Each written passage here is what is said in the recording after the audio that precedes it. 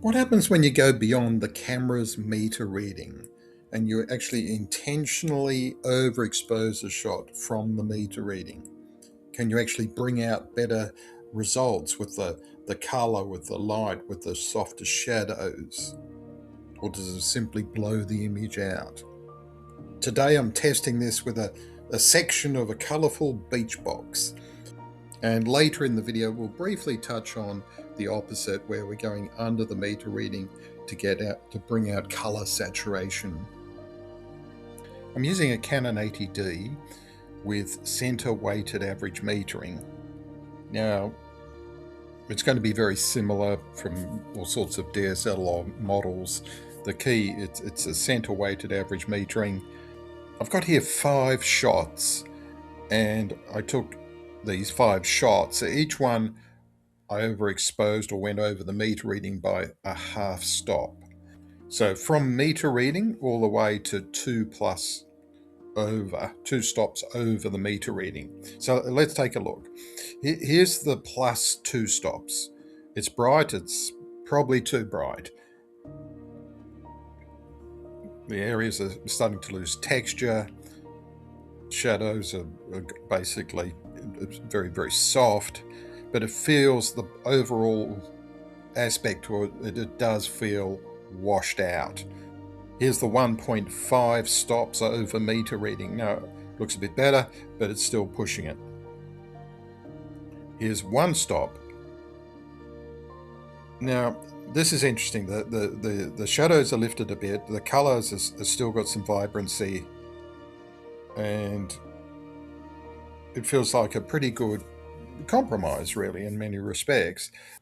Here's the half a stop above meter reading, which is probably my favorite. This is the one I like the best. It's bright, it's clean, but we still have a detail into the highlights, and it just gives it that extra bit of lift. But for me, it's either the half stop or 1 stop, but I'm probably going to go half stop. And then here is the meter reading, which is the suggested exposure, which is darker, deeper shadows, but you certainly got all the highlights, but it is just a darker feel. It's too dark for me, for my personal choice. Here we are with the meter reading and the 2 stops over the meter reading. And here we are with the half stop and the 1 stop. And for me, the half stop pretty much nails it. And it also comes down to personal taste. I can quite see why people would go for the 1 stop over as well. But for me, I'd probably, in this case, pick the half stop above. It's a small difference, but it makes a difference. And it also brings back, if you know my videos at all, you know my work, if you know my courses, that I'm going on about bracketing quite a lot. Whenever you get the chance to bracket, bracket. Here's another great example of why. It gives you these choices. So whatever your personal taste, you have these choices ready to go. So whether we're post-processing or whether we're just pulling out straight JPEGs, we've immediately got options. So why does the camera underexpose these bright scenes like this? And it's simply because the camera's meter tries to expose everything sort of essentially as a neutral gray. So if you pointed at a bright subject, such as this pale beach hut with a bright surface, if you point it to a white wall, or indeed if you're in snow, you'll often notice if you just go and put your meter on meter reading in snow with lots of white snow, it's going to turn out much darker, much more grey-like, rather than the white snow that it really was in the scene.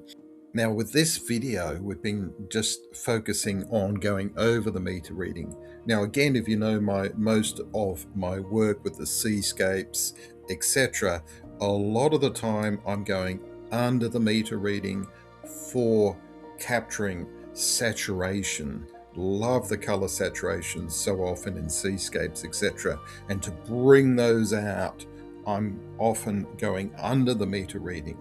Not always, but often. And that's the flip side. So when you're in these situations, maybe you've got a beach scene, you've got a snow scene, you've got this particular thing with the bright walls, a white wall, or in this case, the beach box, going over the meter reading will help bring out the true color. When you're in a scene where you've got these beautiful, it could be in sunrise, sunset, all sorts of situations, could be with sunlight coming through leaves and things like that, and you want to emphasize and bring out those colors naturally, not doing it in, obviously you can work in post-processing and do all sorts of things, but if you want to produce the in-camera results, go under the meter reading and bring out those color saturations. And that's the flip side. Leave a comment about which one you prefer.